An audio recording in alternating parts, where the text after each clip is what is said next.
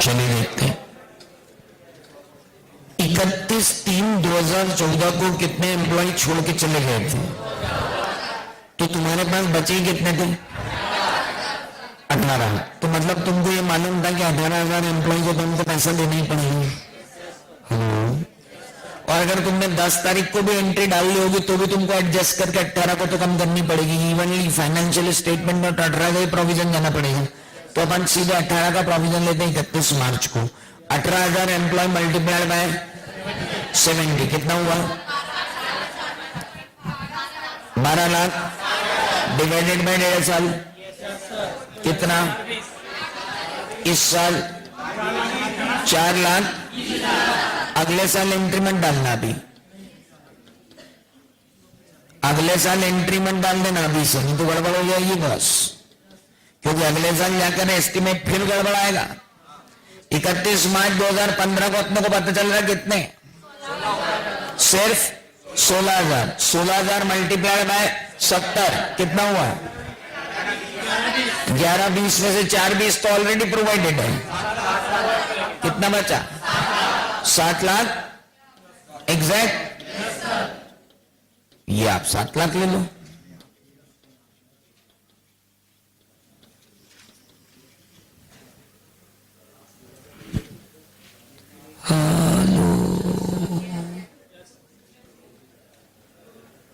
Uncle, एक बात ध्यान रखना कि हर साल एंट्री डलती है।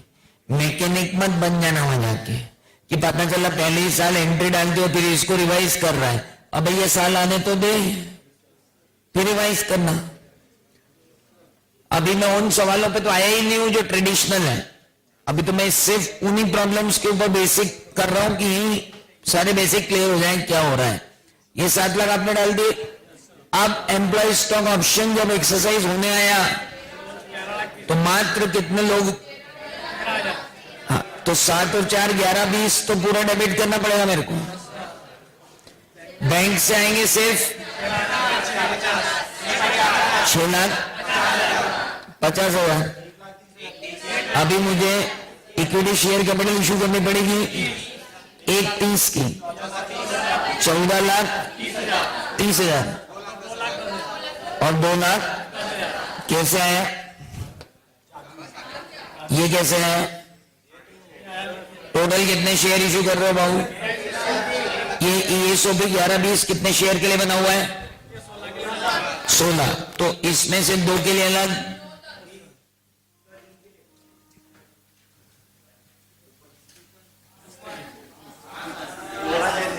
क्यों? मतलब तुम मुझे बताओ, मेरा लाहौल बैच चल रही है यहाँ पे।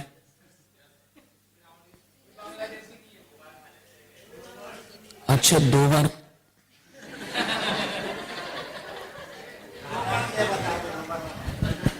ये पवन इसकी शादी में ना कार्ड के साथ पास बांटेगा, देख लेना। बारातियों को पास देगा ये, बाकायदा पास देगा बारातियों को। हमको भी पास लेके जाना पड़ेगा कि बोले ये एक बाराती 2 बार प्लेट लेके खाना नहीं खाए। भरोसा ही नहीं है आदमी। नाउ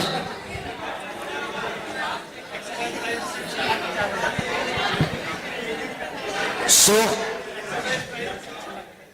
सबसे पहले ले लेते हैं एक्सरसाइज प्राइस कितनी कलेक्ट हो रही?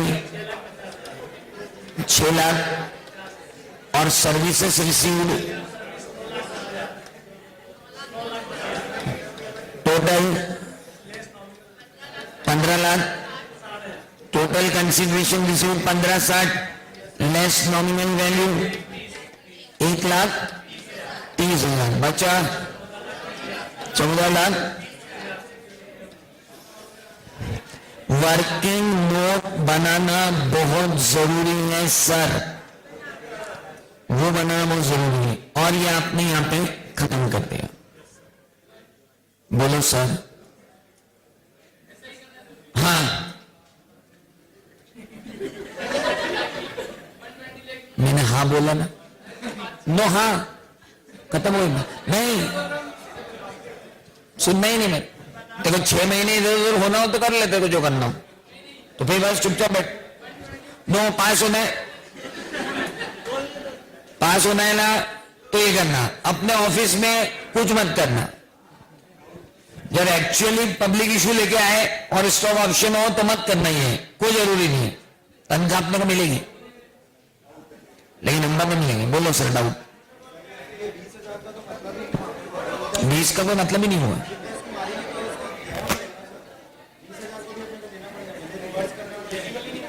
एलिजिबल नहीं हुआ ना, वेस्टिंग ही नहीं हो पाए। मैंने उस दिन अगर तेरे दिसंबर में बन रहे होते ना फाइनेंशियल स्टेटमेंट क्वार्टर एंडिंग पे तो मैं करवा देता एंट्री। नहीं करना। अब अपन देखिए ना आगे ऑफिशियल क्वेश्चन। देख सर क्या हुआ? कैसी पास नहीं मिले? नोट्स मिले क्या आज तक? जो पास मिलेंगे तुम किस्मत ही फूटी है। तुम नाटा एकेडमी के पास हो, नोट्स ही पा नहीं पा रहे हो, इतनी फूटी किस्मत से सीए कर कैसे रहे हो? रियली चैलेंजिंग है। मतलब आदमी जिस दिन नहीं आए उस दिन नोट बढ़ जाए, बैड लक, और उसके बाद बोलता हम सीए कर रहे हैं। सीए तो लकी लोग करते भैया। इसकी फेयर वैल्यू ले लो कितनी है। ओए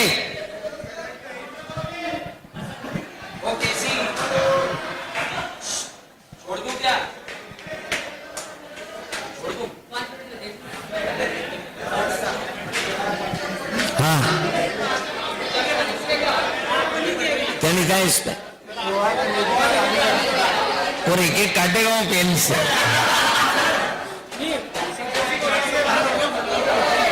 अच्छा, फोटो कॉपी ऑनलाइन बंद करवाया मैंने, नहीं तो तुम इसकी फोटो कॉपी करवा लोगे। बाहर से जाके फोटो कॉपी करवा ले। इतना पेट्रोल जलाएगा तो प्रेजेंट वैल्यू निकलेगी नहीं उसकी, एनपीवी निगेटिव। चलो, दो है ना, बहुत अच्छी बात, दो खा ले यार। नो, कहां दिक्कत? दिक्कत उसको है। नाउ ये था क्वेश्चन रिलेटिंग टू दिस। अब आखिरी व्हाट इफ, इसका आखिरी what if, what if in the last problem. बस ना, उसके बाद चल रहे हैं, फिर अपन ऑफिशियल प्रॉब्लम करेंगे। What if in the previous problem fair value of the option at the end of the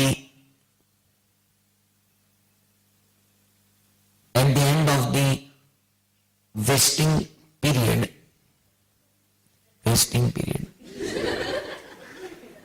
कौन सा पीरियड? Vesting period.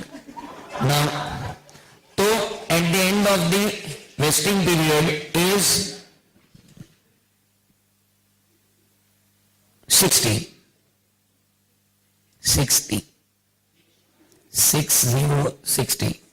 60 रुपए। अब आप इसी प्रॉब्लम को इंट्रिंसिक वैल्यू से किस पे लेके आ गए? फेयर वैल्यू पे। मतलब अब आपको सारे कैलकुलेशन 70 रुपए की बजाय किससे करना है? 60 रुपए से। तो आपको सवाल में वो कई बार क्या देगा, देखो अगला प्रॉब्लम देखो जाके, उस अगले प्रॉब्लम में उसने तीनों चीजें दी है और नीचे जाके बोलता है कि दोनों करो। देखो देखो अगला वाला प्रॉब्लम इलस्ट्रेशन 2 देख लो। इलस्ट्रेशन 2 में उसने कौन कौन सी वैल्यू दी है देखो। एक्सरसाइज प्राइस भी दी है, फेयर वैल्यू भी दी है, ऑप्शन की फेयर वैल्यू भी दी है, और तीनों दी है ना। और नीचे जाके सवाल की सबसे आखिरी लाइन पढ़ो।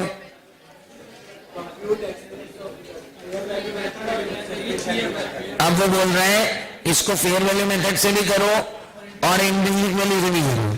तो अब करने का क्या है, यहां जहां जहां 70 था वहां क्या लिखना है? 60। पूरा प्रॉब्लम ट्रांसफॉर्म हो गया आपका किस पर?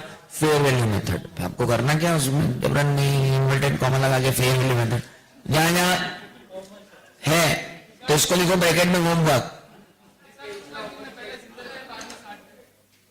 अंकल जितना पूछे उतना करो। हाँ सुन मेरी बात सुन। या तो तू फेयर वैल्यू मेथड पे चले जाना 3 साल, या तो 3 साल किस पे चले जाना?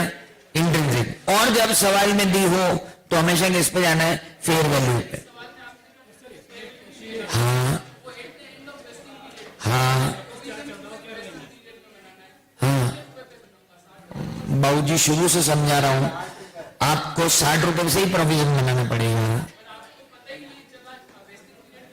ये एस्टीमेट तरुण सर ने तेरे को ब्लैक एंड शोल्स मॉडल लगा के आज की फेयर वैल्यू निकालने का बोला था ऑप्शन की, कि आज से 5 साल बाद की। तो फिर बदले डेरिवेटिव होते फ्यूचर में सेटल होने को हैं, और तू आज की वैल्यू निकाल के क्या करेगा बबलू? तुम्हारे बेसिक फंडे ही क्लियर नहीं। डेरिवेटिव की आज की वैल्यू तो 0 ही होती है ना, जिस दिन खरीदा उस दिन। तो हमेशा वैल्यू डेरिवेटिव की फॉरवर्ड में निकलती है। हे भगवान,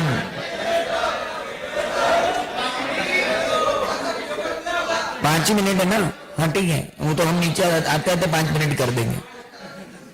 भैया मेरे को एक बात बताओ, आपने आज तक एफएम में लेक्चर अगर अटेंड किया है तो उसमें आपने एक्सेल, आपने जो ऑप्शन की वैल्यू निकाली है वो फ्यूचर की तो वैल्यू निकाल, मतलब आगे की तो वैल्यू निकालता हूं, फ्यूचर बोल दूंगा तो बोले आप तो अभी ऑप्शन की बात करते हैं, फ्यूचर की बात करो। भविष्य की वैल्यू निकालते हो ना, तो हम भी तो भविष्य की वैल्यू 60 रुपए निकाल के ले रहे ना। वेस्टिंग डेट के दिन की फेयर वैल्यू। अगला सवाल देखो आप क्या लिखा है। अरे रुको तो सही,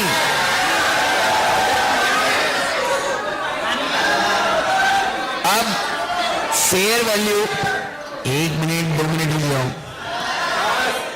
मैं अगर फेयर वैल्यू दे दूं ग्रांट डेट पे और उसके बाद बोलूं कि ये फेयर वैल्यू ग्रांट डेट पर है, तो ये किसकी फेयर वैल्यू ग्रांट डेट पे?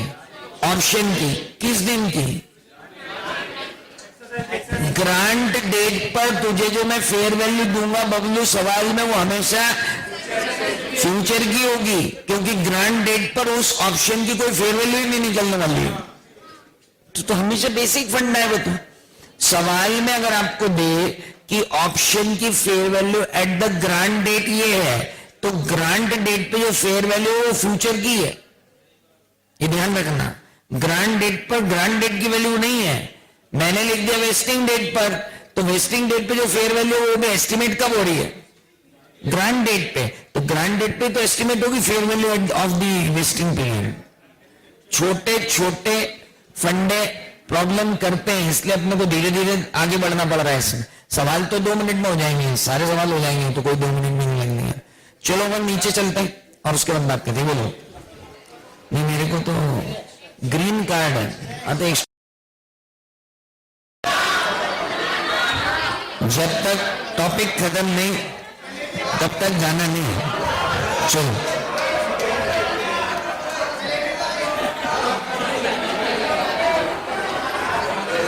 मेरा क्या है?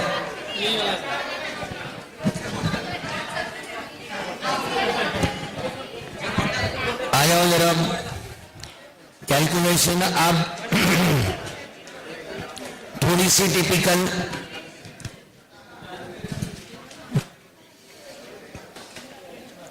the following particular in respect of stock option granted by a company are available. Grant date है 1 April 2010। Number of employee covered है 525।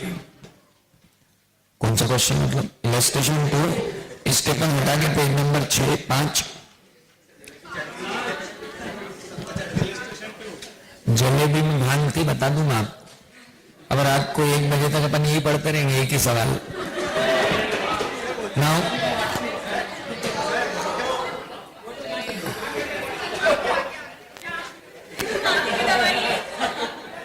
ग्रांट, खांसी की दवाई में तो सबसे ज्यादा अल्कोहल होता है। खांसी की दवाई आयुर्वेदिक कंटेन्स है alcohol equivalent to vodka. Now grant date April 1, 2010.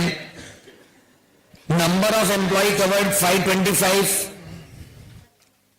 Number of option granted per employee 100 shares.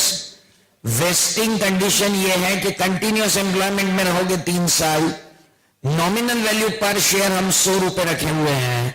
Exercise price हमने 125 रखी है और market price per share on grant date 149 थी और वेस्टिंग डेट 31 मार्च 2013 है। एक्सरसाइज डेट 31 मार्च 2014 है और fair value of option on grant date. Fair value of option on grant date किसकी वैल्यू है? शेयर की नहीं, ऑप्शन की। और ऑप्शन का भी एक्सरसाइजेबल है 3 साल बाद, तो डेफिनेटली ये वैल्यू कितने साल बाद की है? 3 साल बाद की है। तो एक्चुअली 3 साल बाद की जब आपको लेनी होगी क्या? फेयर वैल्यू, तो वो 3-4 साल जो भी है 3 ही तो साल है, उसके बाद तो एक्सरसाइज पीरियड है, तो 3 साल। अब तो डाली नहीं थी मैंने, नाम से ही चढ़ गई उसको। चलिए, तो अब जल्दी से हर साल की अकाउंटिंग करनी है, लेकिन ध्यान रखते हुए पोजीशन 31/3/2011 यानी ग्रांट डेट से 1 साल बाद estimated annual rate of departure 2%। Annual rate of departure का मतलब अगले 3 सालों तक 2% का रेट रहना है। बेटा ये मेरी बात अब यहीं से चालू होती है। एनुअल डिपार्चर रेट जो आपने 2% लिया है, इस साल को इंक्लूड करके लिया है। ये 3 साल का एनुअल डिपार्चर रेट है। 2%, 2%, 2%। ग्रांट डेट पर एम्प्लॉय कितने थे? 525। उनका 98%, 98%, 98% ऐसा निकलेगा 3 साल तक। हेलो, 2 साल मत ले लेना। और इतनी अकल तो बिल्कुल ही मत लगा देना कि ओरिजिनल 525 थे, 31 को 15 निकल गए, उनमें से 15 हटा दो। 15 हटाने के बाद 2 साल का 98, 98 ले लो। आपको दो ऑप्शन मिलेंगे, ध्यान रखना। किताबें आपको क्या कहती हुई नजर आएंगी, वो आपको देखना बहुत जरूरी है। नाउ, एक बुक आपको कहती हुई नजर आएगी कि आप एक काम करो, ये 2% का रेट ऑफ एनुअल डिपार्चर है, 2%, लेकिन ये कब है? एज 31/3/2011 है या as on the grant date है? नहीं, वो आपको समाज में देखना पड़ेगा, मैं बता रहा हूं आपको, नहीं तो बहुत बड़ी गड़बड़ हो जाएगी। आप मुझे ये बताओ कि ये 2% का एनुअल डिपार्चर रेट किस दिन है? 31 मार्च 2011 दे रखा है। देन शी इज राइट कि आप 31 मार्च 2011 को जो 2% रेट दोगे, that is for next 2 year. लेकिन अगर आपको दिया जाए कि annual departure rate estimated on the grant date, then includes 3 years. पर क्या है, कुछ बुक्स जो है वो they are not taking care of all these things, तो वो क्या करते हैं मालूम? वो सीधे 525 को 3 बार 98, 98, 98 कर देते हैं पहले साल। जबकि पहले साल छोड़ के कितने गए? 15। उनके छोड़ के जाने के बाद ही 2% कैलकुलेट हुआ होगा ना, क्योंकि आपने कैलकुलेट कब किया? 31 मार्च। जी 31/3/2011 को जब आपने कैलकुलेट किया 2% का डिपार्चर रेट, तो वो जाने के बाद ही कैलकुलेट हुआ होगा। विवेकपूर्ण आधार तो यही कहता है। हेलो, अच्छा, अब जब ईयर 2 पे आओगे तो 525 में से कितने चले गए? 15। और उसके बाद और कितने चले गए? अगले साल और गए ना 10। हेलो, तो 15 में से 10 और चले गए। उसके बाद आपको बोला गया कि अब आपका रेट भी कितना हो गया है? 3%। अब ये रेट भी कब कैलकुलेटेड है? 31/3/2012, वो भी नेक्स्ट एक ही ईयर के लिए, और 3rd ईयर में जाके सब खत्म हो गया। हेलो, तो बस अब करना क्या है? जर्नल एंट्री तो मारना है, बिना सॉल्यूशन देखे हर साल की जर्नल एंट्री मारो फटाफट, बिना सॉल्यूशन देखे। सबसे पहले तो आपको मालूम होना चाहिए ग्रांट डेट, फिर आपको मालूम होना चाहिए एक्सरसाइज डेट, फिर आपको एंट्रीज घुमाना है। 2010-11 की एंट्रीज, 11-12 की एंट्रीज और 12-13 की एंट्रीज।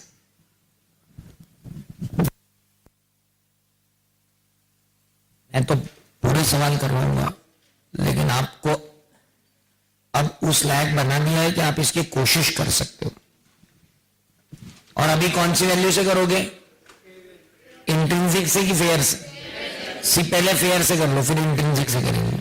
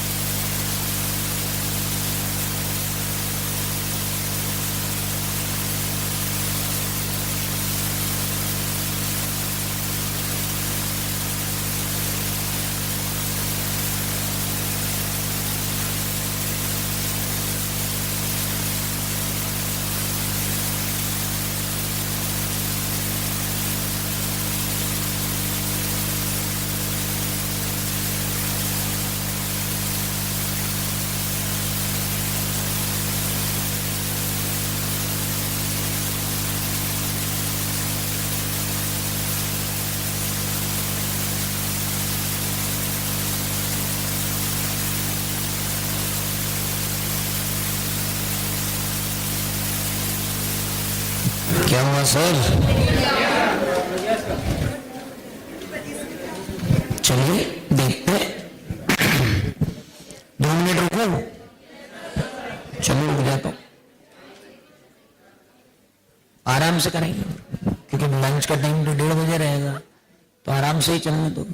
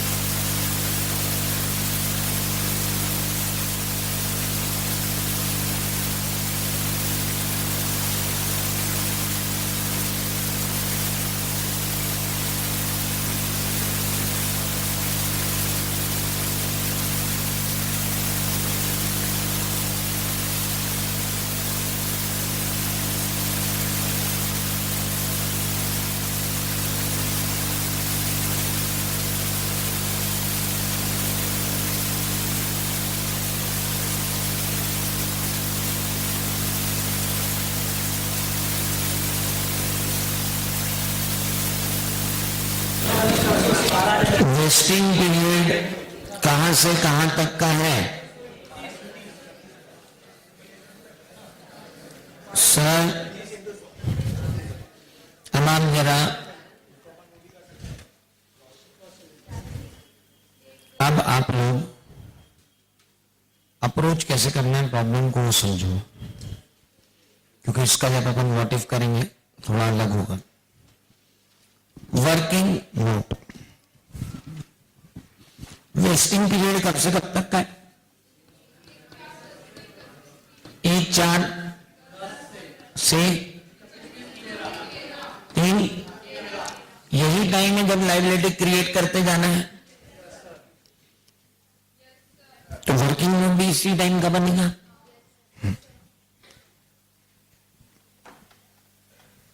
ना तो सबसे पहले आएगा 31/3/2011, फिर आएगा 31/3/2012, फिर आएगा 31/3/2013। हेलो, लाइबिलिटी इन 3 साल में क्रिएट होगी, और उसके बाद एक्सरसाइज पीरियड क्या है? 31/3/2014, उसमें तो लायबिलिटी डिस्चार्ज होगी। तो सर क्रिएशन कितने साल में होगा? और चौथे साल में डिस्चार्ज होगी। तो ये गलती बिल्कुल नहीं करना कि अपन 4 साल तक जा रहे हैं। लायबिलिटी क्रिएट किस पीरियड में होती है? Vesting period. नाउ 1/4 को आपने अनाउंस किया, ग्रांट किया option. Number of employee covered थे 525, नंबर ऑफ ऑप्शन पर एम्प्लॉय की 100, वेस्टिंग कंडीशन थी 3 साल, नॉमिनल वैल्यू पर शेयर की 100, एक्सरसाइज प्राइस दी 125, जबकि मार्केट प्राइस पर शेयर ग्रांट डेट पर थी 149। वेस्टिंग डेट मार्च 31, 2013 और exercise date March 31, 2014, that is last exercise date, and fair value of option on grant date is 30। अब हम जा रहे हैं किस पर? फेयर वैल्यू पे। तो हम सीधे लेंगे 30। हमको नहीं लेना है 149 माइनस 125, है ना, वो नहीं लेना है। हमको क्या लेना है? 30। तो हम जा रहे हैं फेयर वैल्यू मॉडल पे। गुड। 31 मार्च के दिन कितने एम्प्लॉयज बचे हैं?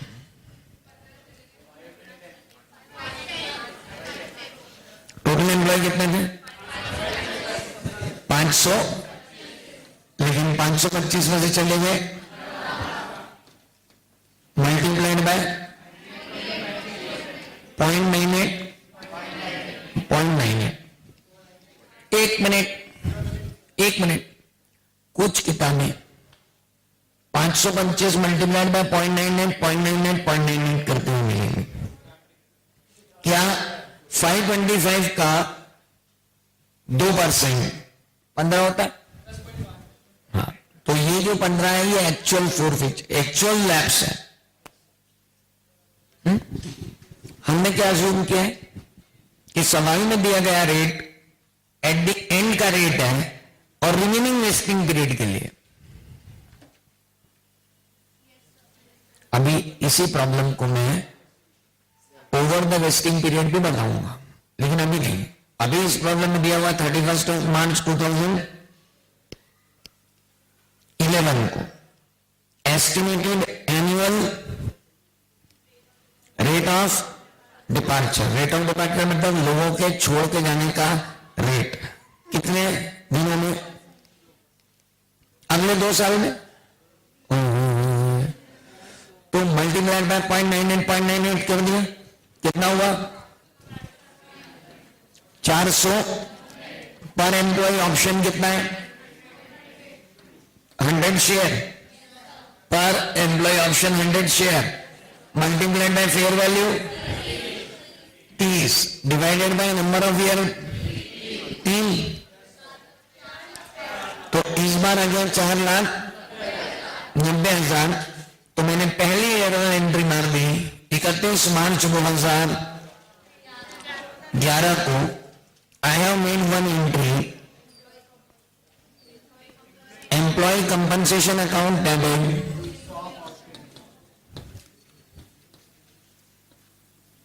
employee compensation account debit to employee stock option outstanding।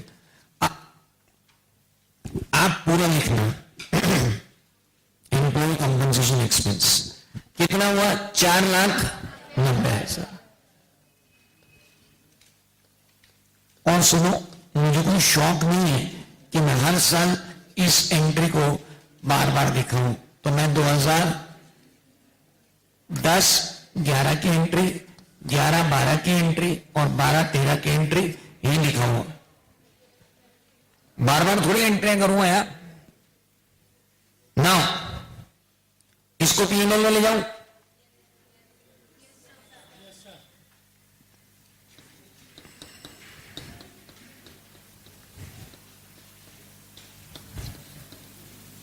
PNL to employee compensation.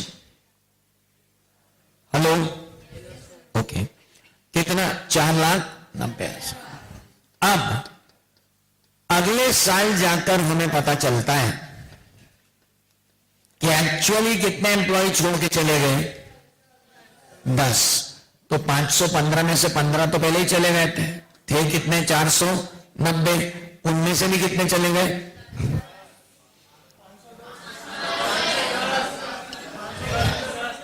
Sorry, 510 में से और कितने चले गए? 10। और अब रिवाइज हुआ for the next year, remaining period के लिए कितना? 0.97। तो कितने बचे? 480 मल्टीप्लाइड बाय 1 मिनट, ये आया, ये जितना भी आया माइनस पिछली बार तक का 4,90,000 डिवाइडेड बाय 2 साल। तो 3 क्यों करूं? मैं ऐसे ही करूंगा, आप कैसे भी करो, 3/2 करो। मेरे को 3/2 नहीं करना गांव वाले टाइप। यार मैं अपने हिसाब से करूंगा, क्यों किताबों के हिसाब से चलूं? 3/2 2/2 क्यों करूं? मैंने माइनस कर दिया जो पिछली बार लाया, अब जो बचा डिवाइडेड बाय 2, खत्म हो गई बात। क्यों जाते हो 3/2 करने, 2/3 करने? अरे बॉस, इतनी लाइबिलिटी तो आपकी है, 3 साल की आना है। हेलो, माइनस इतनी प्रोवाइड फॉर कर चुके हूं, तो बाकी बची हुई और बची प्रोवाइड फॉर करने की, डिवाइडेड बाय 2 कर दो।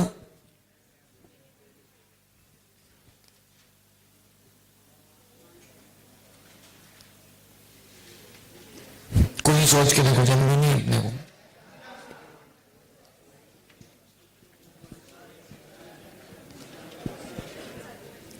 किताबें क्या करती हैं? डिवाइडेड बाय 3 इंटू 2, माइनस जो पहले कर रखा है वो भी लाओ। क्यों करो ऐसा उल्टा सीधा? तो बात तो एक ही है ना, कैसे भी कर लो। आंसर कहां से चेंज हो जाएगा यार? रद्द कर दी।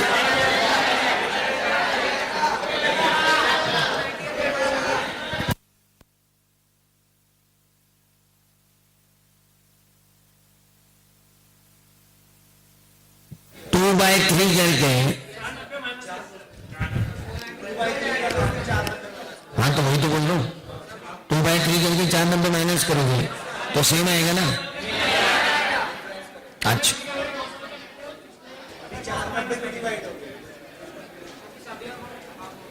आप आराम से जरा सोच लो 2 बार।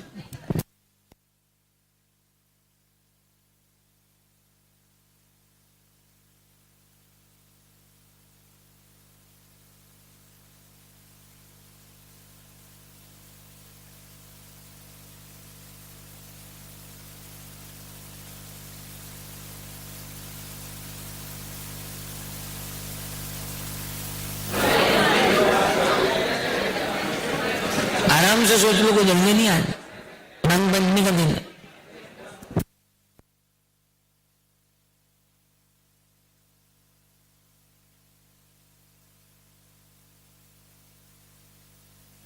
सॉल्यूशन में जाके देखो, इंस्टीट्यूट जैसे करती है 2/3 करके, उसमें से वो क्या करते हैं? माइनस कर देते हैं। हाँ, वो वही कर रहे हैं। तो क्या आ रहा है? और मेरा कितना आ रहा है? ठीक, तुम्हें गलत 2500 रुपए से आया। ऐसा क्यों हो रहा है? रुक तो सही 2 मिनट। हाँ, सो क्यों हो रहा है?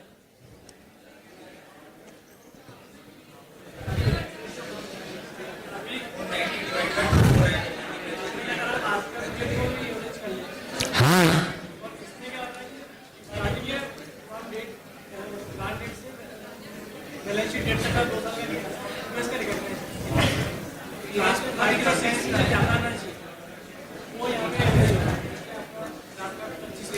जनवरी में, एक मिनट, आप जरा यहां पर दिमाग लगाने की बेहतरीन जरूरत। अब आप सब लोग चुप हो जाओ तो मैं लगूंगा दिमाग 2 मिनट। चल, शुरू में 2% आपने एनुअल फोरफीचर लिया है। ये 2% प्रोस्पेक्टिवली लिया है कि रेट्रोस्पेक्टिवली, ये बता दो, है ना? हाँ, कौन बोल रहा रेट्रोस्पेक्टिवली? पहले दिन से अपन मान रहे प्रोस्पेक्टिव। चलो, अब आप बताओ कि आपने आपकी लाइबिलिटी अब आई कितनी? 485 multiplied by 100 multiplied by 30। Good, इतनी लाइबिलिटी आपकी आई, ये 3 साल में आनी चाहिए थी, तो आप इसको कर दो डिवाइडेड बाय 3। हर साल आपको कितनी कितनी कितनी लेनी थी? 485 हर साल लेनी थी। पिछले साल आपने कितनी कर ली? 490, इन्हें 5 ज्यादा कर ली, तो उस 5 को 2.5 करके बाकी 2 सालों में ले जाओ, या उस 5 को पूरा का पूरा उसी साल में रिवर्स करवाओ।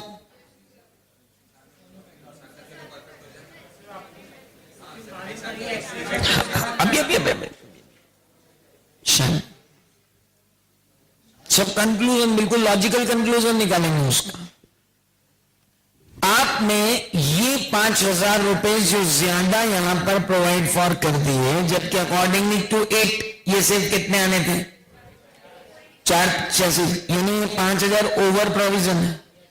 इस ओवर प्रोविजन को यहीं रिवर्स कर दिया जाए इसी साल में, तो इसी साल में रिवर्स कर दिया जाए तो इस साल के कितने थे? 4,85,000, उसमें से 5 और हटा दो तो 480 हो जाएंगे, है ना? आप इस साल कितना प्रोवाइड करना चाहते हो?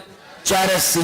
चलो, मैं आपको यहां पे 480 का प्रोविजन करवा देता हूं अकॉर्डिंग टू आईसीआई, अपन जो मॉड्यूल में कर रहे हैं।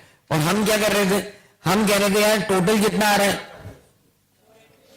4,82,500, उसमें से क्या माइनस कर दो? 490 जो अब तक बना चुके हो, तो बच गया कितना? जो भी बचा डिवाइडेड बाय कितने कर दो? 2। तो मैं इस 5,000 को इस साल पूरा राइट ऑफ ना करवाकर 2.5 इस साल और 2.5 उस साल ले जा रहा था। हेलो, मेरे अप्रोच और आईसीआई के अप्रोच में अंतर कुछ भी नहीं है। आईसीआई उस 5,000 को उसी साल पूरा राइट ऑफ करवा रहे हैं और पूरा का पूरा नया क्रिएट करवा रहे हैं। हेलो, और मेरी अप्रोच में क्या हो रहा है? आधा भी आ रहा है, आधा भी आ रहा है। मतलब मैं यहां पर प्रोस्पेक्टिव एडजस्टमेंट दे रहा हूं। हेलो, आप अंतर करो। मैं यहां पर कौन सा, मैं यहां पर अगर ऐसा कर रहा हूं तो कौन सा उसको कर रहा हूं? प्रोस्पेक्टिवली कर रहा हूं। जबकि रिवीजन ऑफ अकाउंटिंग एस्टिमेट हुआ है, तो लॉजिक क्या कहता है? सर, लॉजिक ये कहता है कि आपकी लाइबिलिटी जब भी अकाउंटिंग एस्टिमेट क्या होता है? चेंज होता है। तो जब भी whenever there is a change in accounting estimate you have to go prospective effect. आप ओवरऑल एम्प्लॉय कंपनसेशन की बात कर रहे हो। आपका ओवरऑल एम्प्लॉय कंपनसेशन 4,90,000 से गिर के कितना पहुंच गया? 4,85,000। तो आपको गेन हो गया। अब ये गेन क्या सिर्फ सेकेंड ईयर के लिए हुआ है? ओवर द वेस्टिंग पीरियड ही हुआ है ना गेन। हेलो, इंटरनेशनल फिनोमिना जो अपना है वो यही कहता है कि आपको उसको प्रोस्पेक्टिव इफेक्ट पे ले जाना चाहिए। पर तमाम सारी किताबें और हमारा खुद का मॉड्यूल, ये भी किताब जो है ये भी ऐसे ही 2x3 करके ले जाती है। बट इंटरनेशनली जब आप फिनोमेना को उठा के देखोगे तो वो यही है कि आप प्रोस्पेक्टिव इफेक्ट दोगे, रेट्रोस्पेक्टिव इफेक्ट नहीं दोगे। और प्रोस्पेक्टिव इफेक्ट देना है तो मैंने क्या किया? मैं कह रहा हूं जी टोटल लाइबिलिटी कितनी लेके जानी? 4,85,000 ऑलरेडी प्रोवाइडेड है।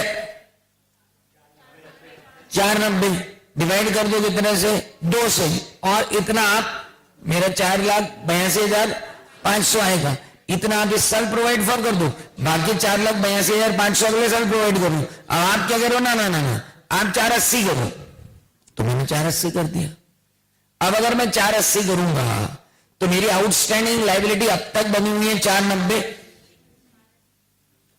प्लस 480, और अगले साल भी मैं गया तो कितना, अगले साल गया और मान लो यही रहा 2/3, नहीं चेंज हुआ, सेम है, तो कितने आएगी, 485, तो 490,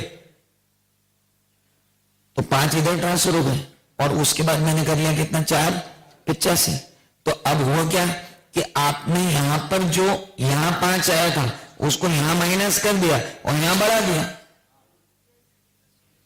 तो मेरे 2.5 बटे हुए थे, आपने एक साल पूरा माइनस करके और उसको एक साल और बढ़ा दिया, विच इज नॉट एग्रीएबल। पर इनको कौन समझाए, नहीं मैं भी नहीं समझा सकता साहब, आप तो आप, मैं भी नहीं समझा सकता हूं इनको कैसे करने से क्या होगा। आप कर गए हो जब देखो, fundamentally you are not absolutely correct. Why? Because आप अगर मान लो यही सब चीज लेके जाते हो तो आखिरी में आपको 485 प्रोवाइड करना पड़ेंगे।